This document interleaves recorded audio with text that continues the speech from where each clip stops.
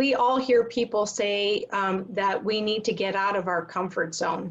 But I heard you say in a previous discussion to actually get comfortable, do what's comfortable and effective. So tell us what you mean by that, because you've got something great to share in that point. Well, here's the thing. Two things, comfort and fear. You know, and I'll hit fear first, because people say you got to get into the no fear zone. That place doesn't exist. I mean, I've been doing this for 21 years this month full time. I still have a little fear in me before I talk to somebody. So the fear doesn't go away. It can get subdued. You can really put it at bay quite a bit.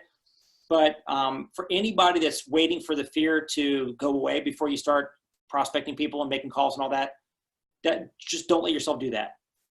Courage is not acting without fear being present. Courage is acting with the presence of fear. And so you just got to have some courage to be able to make those phone calls, right? So, and by the way, I'll give you an example. So I when I was at Villanova University, I was in a boxing club. And so when I was in boxing, my coach, who worked with Muhammad Ali for 1.5 years, really, really good coach, I was asking him, I said, look, I get like nerves. I get like really nervous before I get just a spar, just to do practice. Before I'm not even in a fight, I'm just in practice. I said, I get those nerves. He goes, I said, when are they going to go away? He said, Brian, the day that they go away is the day you're going to get knocked out. Those nerves are there on purpose. They're to keep you on your toes, to keep you. So that's the fear part. What you're asking about with regards to the what's comfortable and effective, do more of that. Yeah. So here's the thing. When people say you got to get out of your comfort zone, I understand what they're trying to say. Like, because if you're comfortable being on your couch, you're not going to get rich, or you're not going to change your life being on your couch. So if your couch is comfortable, yeah, get out of your comfort zone. Okay. I see what they're saying.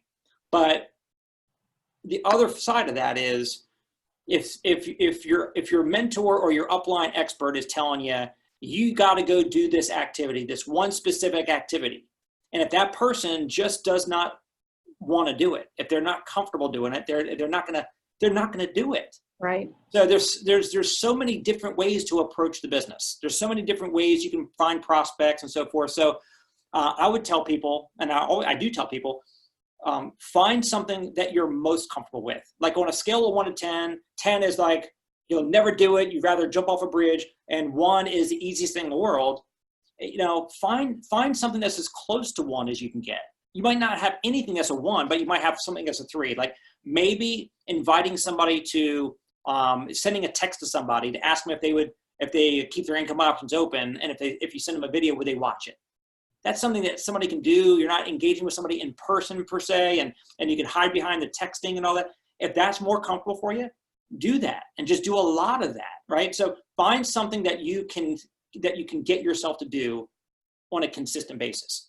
Because Janet, if I told you the number one most important thing that you can do is get a home party together and go to their house and spend 30 minutes to do that presentation.